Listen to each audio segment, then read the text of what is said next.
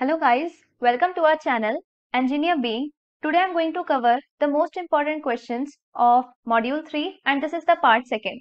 Part first में मैंने 4 questions cover किए थे जिसमें कि 2 न्यूमेरिकल्स भी थे जो प्रीवियस ईयर में एकेटीयू में आए हुए हैं. सो guys do watch those videos.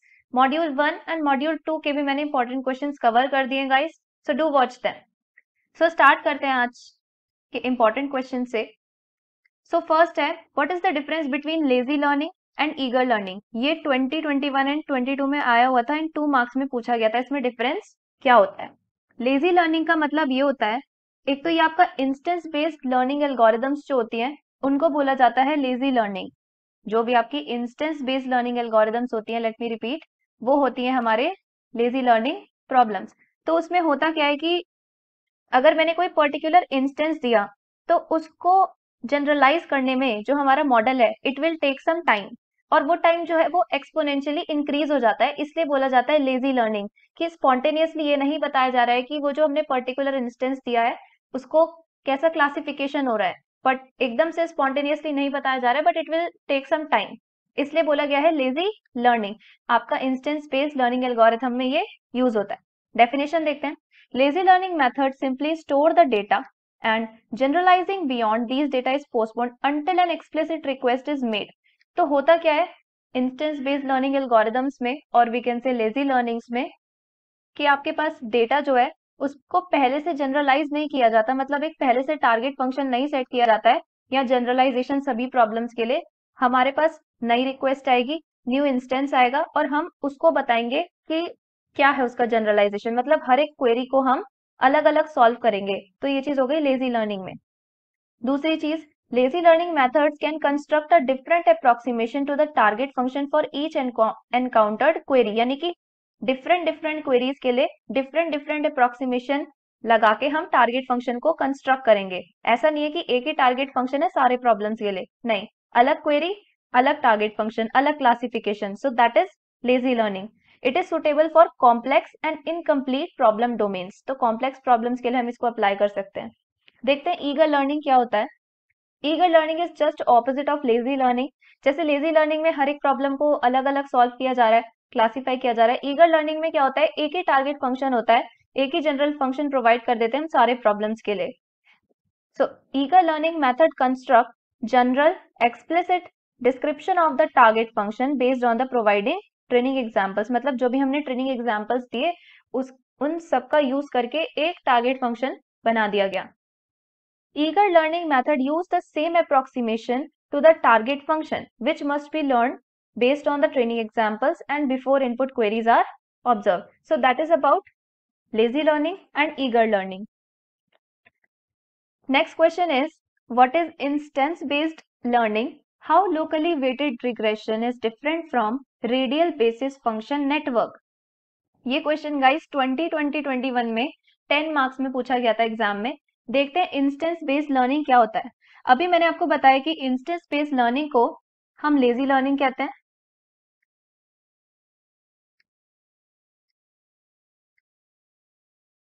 और हर एक प्रॉब्लम के लिए क्लासिफिकेशन इसमें डिफरेंट होता है.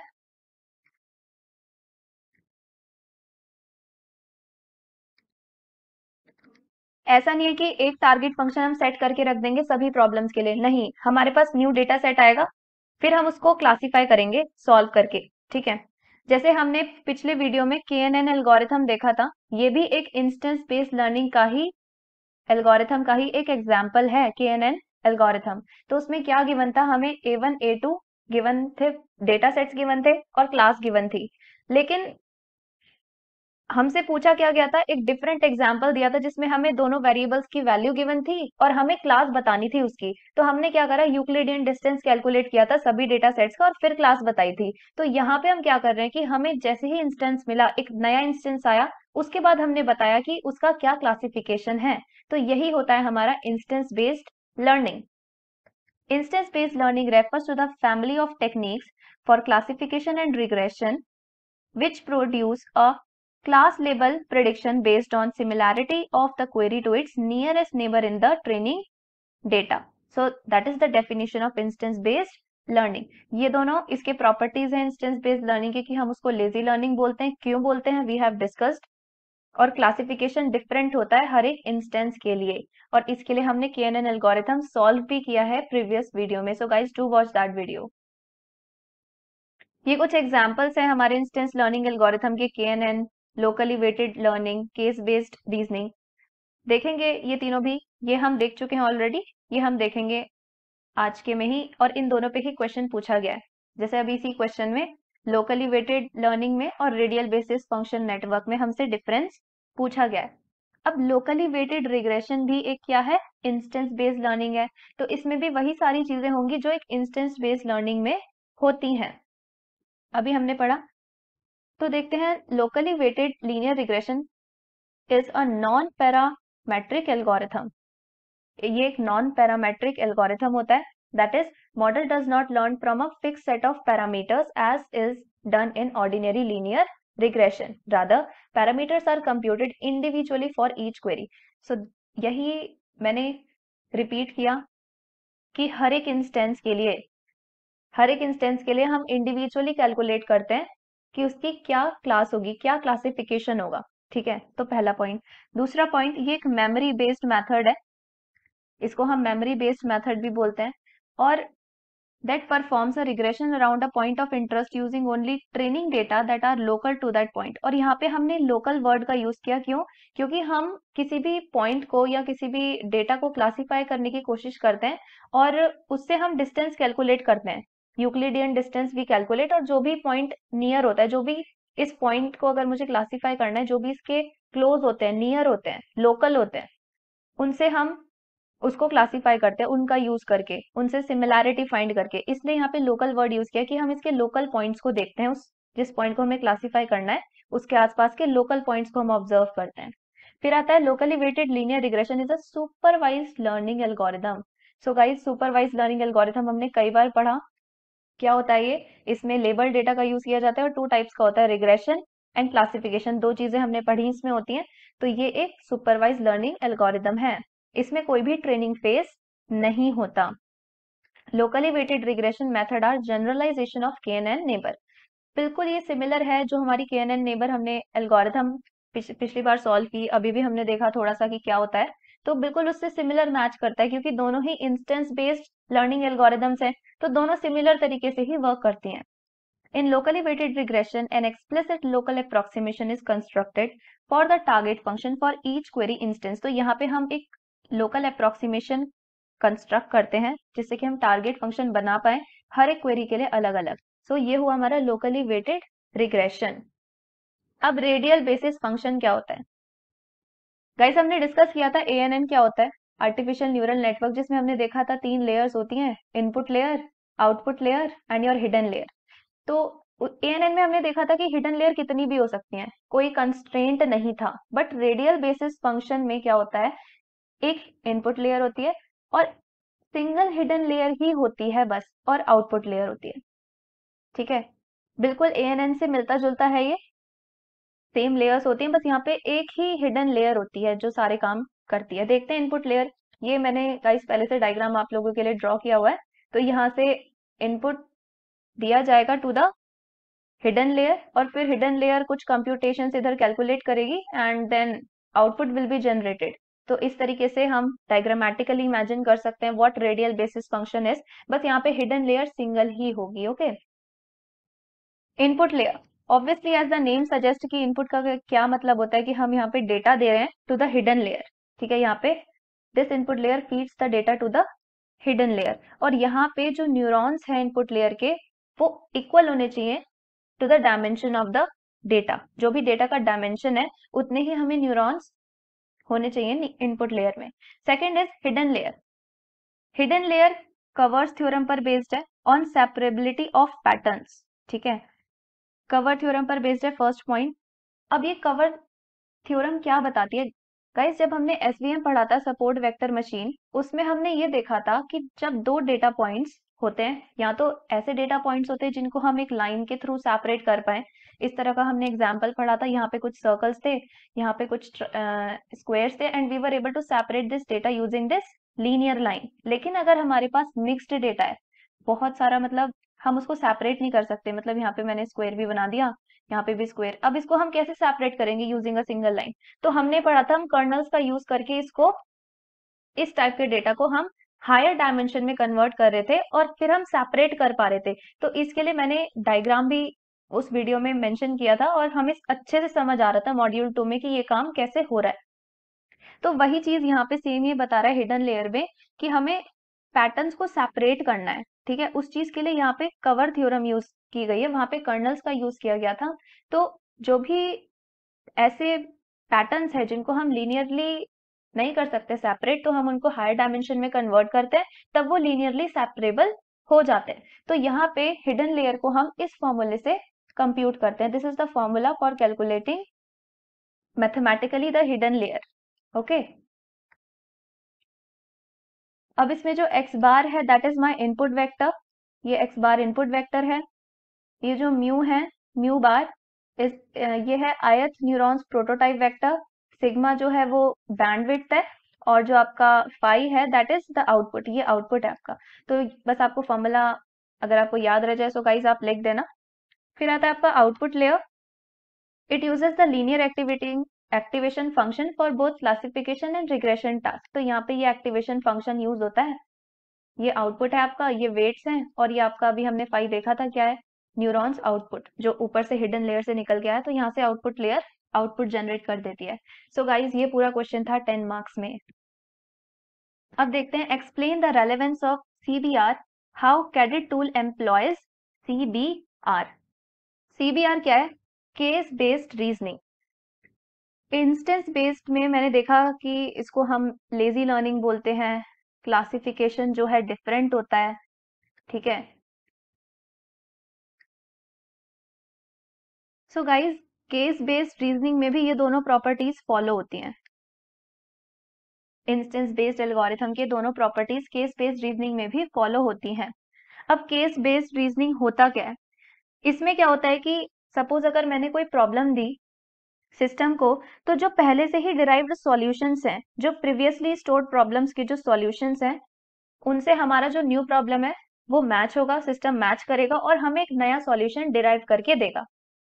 तो ये होता है हमारा केस बेस्ड रीजनिंग, कि जो भी आपके प्रीवियसली स्टोर्ड पहले से ही प्रॉब्लम्स के सॉल्यूशंस हैं उन्हें देखेगा सिस्टम और तब आपको एक सॉल्यूशन जनरेट करके दे देगा। एकदम इजी लैंग्वेज में इसको बोलते हैं हम केस बेस्ड रीजनिंग। डेफिनेशन पढ़ते हैं, is an experience based approach to solve new problems by adapting previously successful solutions to similar problems. 4 इसमें स्टेप्स होते हैं, मतलब हम 4 स्टेप्स में इन्हें समझ सकते हैं। Retrieve, reuse, revise and retain. Retrieve मतलब जो भी पुराने प्रॉब्लम्स हैं उनसे डेटा को फेच करना, मतलब जो भी आपका सिमिलर मैच कर रहा है विद द न्यू प्रॉब्लम, उसको उस डेटा को फैच करना। उसके बाद जो भी आपने उस प्रॉब्लम से मिलता जुलता, न्यू प्रॉब्लम से मिलता जुलता जो भी सॉल्यूशन आपने निकाला उसको रीयूज करना नई सिचुएशन में। रिवाइज मीन्स जो भी हमने सॉल्यूशन निकाला उसको न्यू कॉन्टेक्स्ट में लगाना। एंड रिटेन मीन्स अब जो हमने नया सॉल्यूशन लगाया उसको भी हमने मेमोरी में स्टोर कर लेना, दैट इज रिटेन।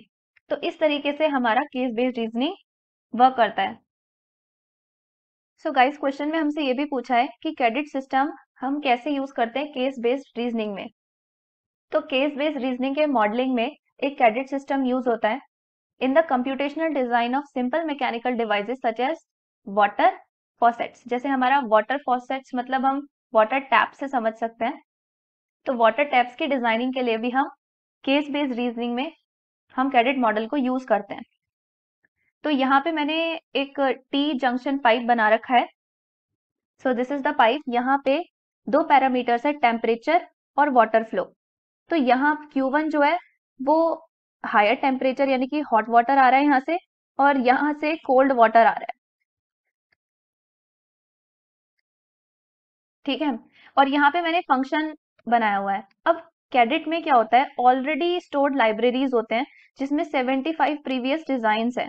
अब जो मेरे को नया सिस्टम, सपोज ये मेरे को सिस्टम जनरेट करना है, तो जो भी स्टोर्ड डिजाइन है उसमें से इस सिस्टम से सिमिलर मैच करता हुआ कौन सा सिस्टम है वो हम देखेंगे, और फिर कैडेट सिस्टम हमें हेल्प करेगा थ्रू केस बेस्ड रीजनिंग कि हमें कैसे फंक्शंस बनाने हैं और अपने, और उस प्रॉब्लम का हमें सॉल्यूशन दे देगा।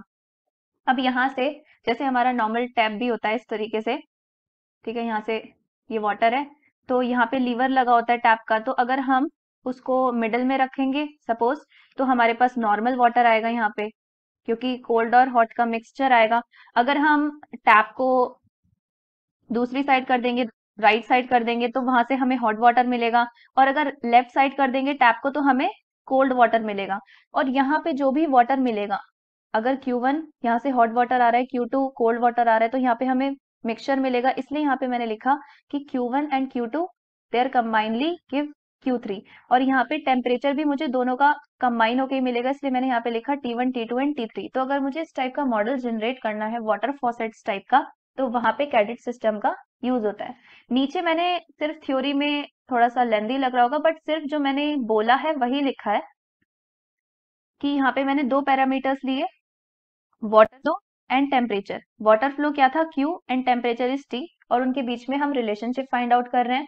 उसके बाद ये जो प्लस वाला लेबल है, प्लस वाला लेबल क्या बता रहा है कि दोनों चीजों को कंबाइन किया एंड देन मैंने चीज जनरेट की, तो वही चीज यहाँ पे लिखी है कि an arrow with plus label indicate that the variable at the arrow head increases. तो यहाँ पे वेरिएबल जो है वो इंक्रीज हो गया है Q3, ठीक है। और यहाँ पे अगर माइनस का लेबल लगा होता तो वेरिएबल जो है वो डिक्रीज हो गया है। QC का मतलब क्या है, कोल्ड वाटर का फ्लो, और QH का मतलब क्या है, flow of the whole hot water. यहाँ पे मैंने इसको Q1 Q2 से डिनोट किया हुआ है, Q1 को हॉट वाटर एंड Q2 को कोल्ड वाटर का फ्लो। तो यहाँ पे उन्होंने QC एंड QH से बता दिया है। And QM is the mixture of both the waters. TC, TH and TM temperatures of cold water, hot water and mix water. वहां पे मैंने T1 T2 एंड T3 से डिनोट किया है।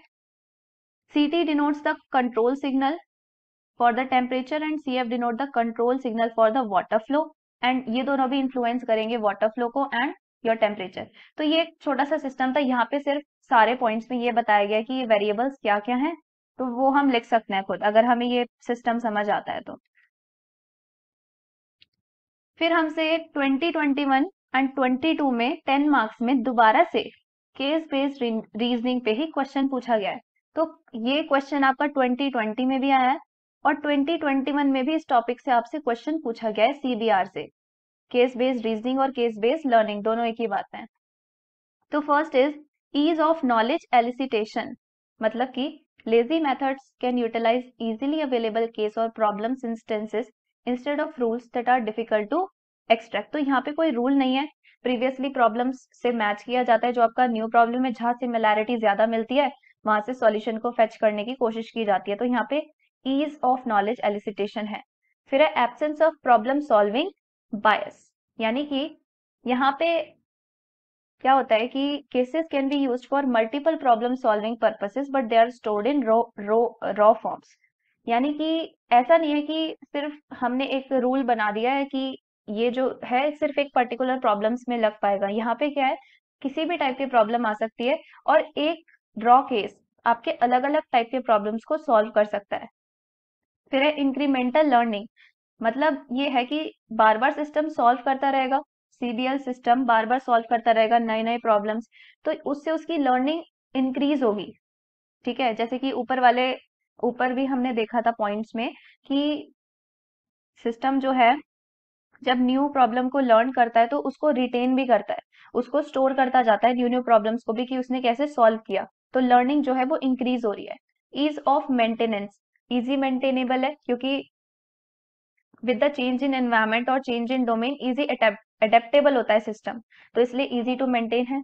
ईज ऑफ एक्सप्लेनेशन है, और यहाँ पे हम एक एग्जांपल देख सकते हैं कैसी for classification of auditory impairment, तो ये एक मॉडल है, ये भी केस बेस्ड लर्निंग पे बेस्ड है।